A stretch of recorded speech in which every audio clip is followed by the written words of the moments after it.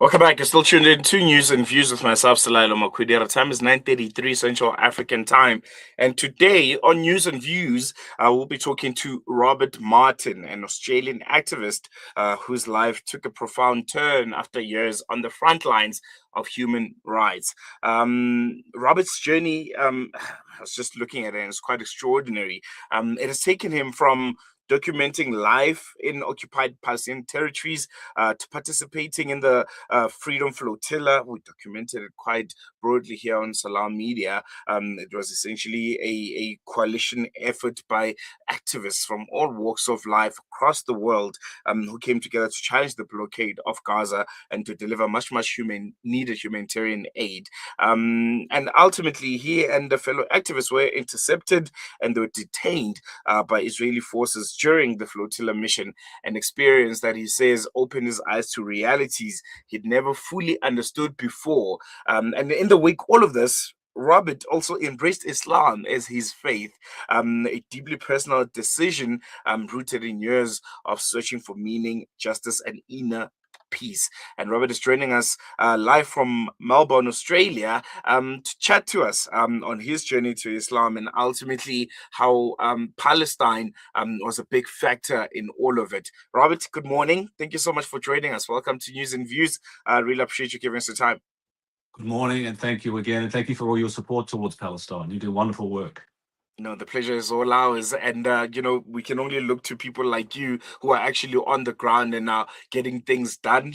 We sometimes feel so detached that having people like you on the ground is very much welcomed. I want to jump right into it. I want to talk about your journey. You've lived through some very extraordinary experiences. From activism in Palestine to being on the Freedom Flotilla and the interception that happened and being toe to toe with the IDF. Can you just take us through some of those moments, some of those key moments of your journey, and what was it like, and ultimately how it challenged you or changed your view of the world? Well, in 2014, I decided I had to figure out the realities of Palestine, and the only way I was going to do that was to go by myself. I couldn't rely on mainstream media, and I didn't want to rely on anybody, so I went. And what I witnessed changed me for what I thought forever. But I went back in 2018 and again was shocked even further. I was shocked in Hebron, where I witnessed a 13 or 14-year-old child threatened to kill an activist. An activist is there every single day. He said that if when I grow up, I want to kill you and your family. He said this in Hebrew. That was one thing. And then he high-fived the soldiers. And so that was one thing that was really eye-opening. I was in Sheikh Jarrah in Jerusalem, and I saw all of these young kids picking on an Arab kid, a Palestinian. And I asked them about what they thought of Palestinians, and they said they're dirty terrorists, they're this, they're that. Nothing nice to say, but didn't want to spend time with one, didn't want to meet one. And I could see the demonization and the propaganda had been done such a good job, not only on me, but also on all of the Israelis as well. And it changed me in 2018.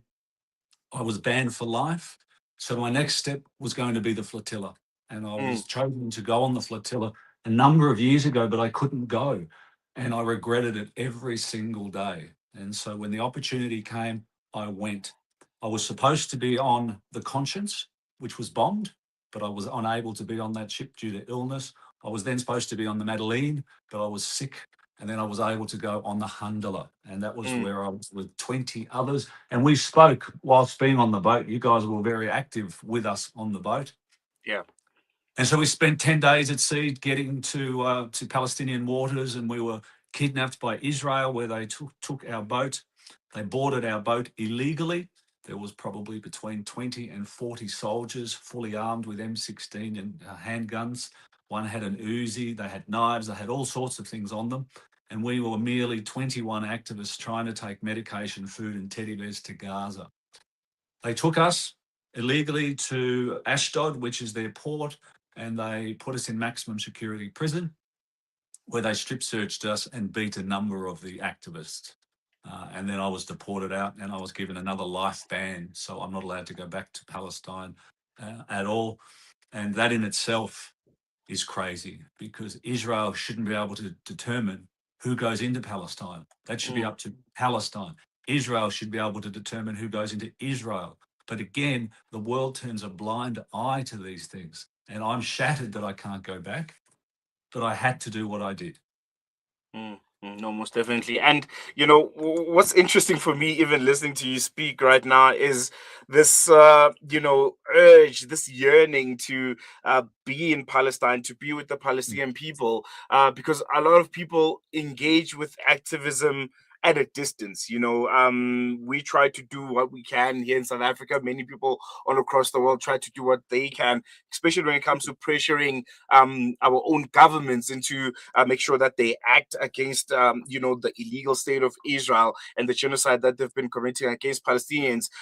But it's not as intimate as you have experienced. You went right Yeah. into one of the most dangerous flashpoints in the world.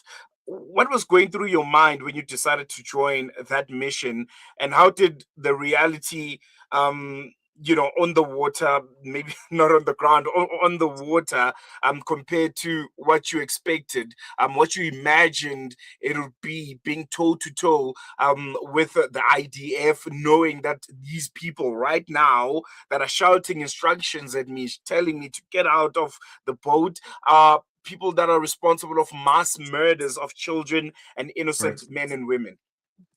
Well, the soldiers too, just in case your listeners or your viewers don't know, the actual so-called soldiers that go and do the boats, who do the hostages, they're Unit 13.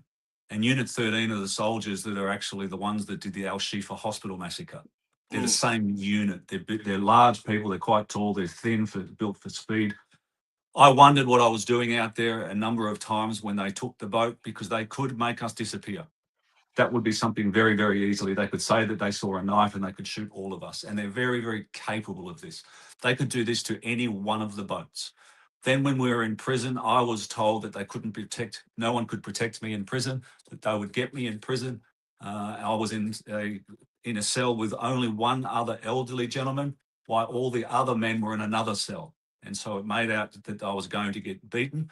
I did wonder. I did wonder whether I would see my family again. I did wonder mm, whether I was going to get beaten. I was unsure because nobody actually knew. And when they saw that it was me, I mean, they knew it was me before they saw me. They said, "Oh, Rob Martin, we know you. You're in for a hell of a time." And, mm, mainly psychological. But one thing they did do when they realized they couldn't get to me is that they rang the embassy, the Australian embassy, and they said to them, "Robert has assaulted a officer. We've moved him. He's in another part of the prison, and we're not going to tell you where he is." And then they hung up. And mm, that had to be told to my family. So my family for 24 hours didn't know where I was, and our embassy didn't know where I was either. They had simply made this up to psychologically mess with everybody. Strip searched continually. They would come in with women as well, in complete riot gear, from the gloves to the helmets to the knee pads to the boots, and throw us into the showers, and make us strip search on numerous times. I didn't sleep for the 3 or 4 days because I wanted to make sure that I was ready in case they sent people in to beat me up. I knew, I mean, I wouldn't have been able to do anything, but I wanted to be at least prepared. And I saw mm, what they did. They'd come in and they had these special torches. They were super bright. I've never seen anything like it in my life. And they have different flashings, and it wakes everybody up in the cells. And because what they want you to do is to be overtired. The showers was like acidic water, acid. You could barely shower in it. The water also was undrinkable, is what people said. Most of us were on a hunger strike and a water strike. But what we did here, we heard Palestinians in the background. We heard mm, people screaming out in pain. We felt, we saw people walk past our cells. And so what we were going through was nothing, nothing compared to what these Palestinians are going through. And part of the reason we went on this flotilla, is to raise awareness about Palestine and the Palestinian people kidnapped, the ones that are in incarceration, the ones that have administrative detention, which they don't have a charge against them, and they'll spend years and years and years, and they'll die. They'll be raped. They'll be beaten. These things happen. A Palestinian left prison only a few months ago with no eyes. mm, He had no eyes, and Israel's allowed to do this. Tan, one of my fellow Australians, she's Lebanese Palestinian, and she got beaten because she was Lebanese Palestinian. They would handcuff her and then they would throw her around, throw her into the wall. She had a nose piercing. They came in with, that was soldered on, one of those ones you can't get out. They came in with little clippers, which didn't work. So they came in with big ones. They couldn't get it out, but it was enough to psychologically completely ruin her. And they're experts at this. And so I knew what I was going into, but you can never properly prepare. You can't properly prepare. And this is why I feel so for the Palestinians, because at least I have an Australian passport. I'm white. I have a white name. So I'm a lot safer. No, most definitely. And I think, you just painted a very, very horrifying picture. And in all of this, it ultimately leads you to embracing Islam, to taking your Shahada. Can you Yes. briefly walk us through that Yes. moment?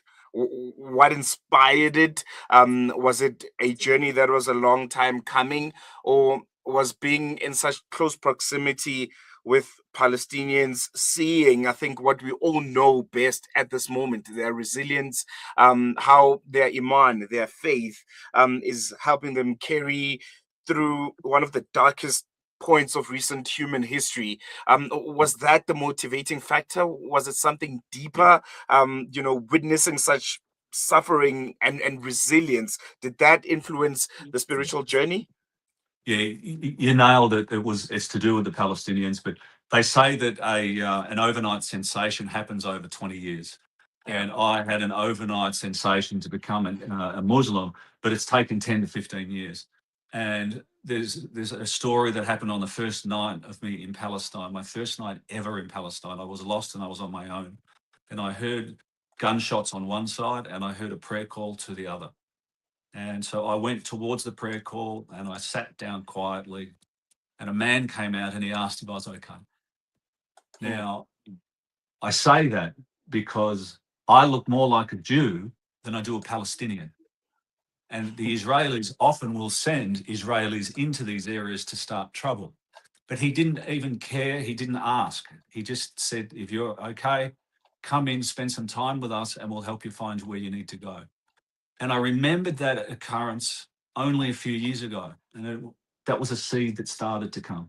But it is the resilience of the Palestinians. All of the Muslims that I've been hanging around for the last 10 to 12 to 15 years, I've always been so great. They've always been so gracious. They've been overwhelmingly nice, welcoming. And the Palestinians were always saying, Rob, we don't want anything from you. Tell the world the truth about us. And then I started to believe. And I started to believe that I know for a fact that if Palestine was full of atheists, there would be no Palestine today. The Palestine would be gone because the Palestinians have their faith. Now, they're not all Muslims. There's Christians there as well, and they have their faith as well. But to see the Muslims pray by the rubble with the body of a child in a bag, having no food, no water, no support from those that can help, it's incredibly moving. And it started to get to me. I became very close with Sheikh Allah in Australia. And over a few years, I then started having one-on-one Quran lessons and things started to change for me. And then I decided I'll take my Shahada. But you nailed it when you said it was the Palestinians. Wow. I think that's a very, very beautiful story. I wish we had more time to unpack it and to get a bit more insight on the journey itself and just psychologically and emotionally how it transformed and changed you. But I wanna, because of the sake of time, I wanna just jump quickly to how for many people faith becomes deeply personal, but it is often misunderstood in public debate, especially the Muslim faith. What's something you wish people understood about your conversion, especially being someone who came to Islam through activism rather than an upbringing? Well, I was an atheist. I was brought up as a Christian and Christianity was forced down my throat. It was forced. And so I became an atheist all of my life, only up until October, up until the 17th of last month, January 17th. I wish people could see what I have seen, and I wish people could hear what I've heard, because my experiences and my understanding of Islam, it is such a beautiful religion. It's it's welcoming. It's something that you must really think about and become one with it. It's not just reading, it's understanding, but it's also how God won't put too much pressure on you that you can't take. There's all of these gold nuggets within this book, in the Quran. I know that there's so many self-help books over the last 20 or 30 years. When you read them, because I've read so many of them, the majority of them have come out from the Quran. The majority of them have come out. Community, charity, all of these sorts of things are good for your mental health. Taking time out for yourself. And it's just full of it in there. And I don't profess to be an expert, but I know enough to believe, and I know enough that I want to believe for the rest of my life and learn the rest of my life. Well, there you have it. Rob, thank you so much for chatting to us. Thank you for giving us your time. I hope we chat again soon and we get a bit more Absolutely. time. It was a really, really insightful conversation. And Jachisakala so much. Hope we chat again Thank soon. you. Bye. There we go. We're going to take a quick break. News and views. We'll come back after this.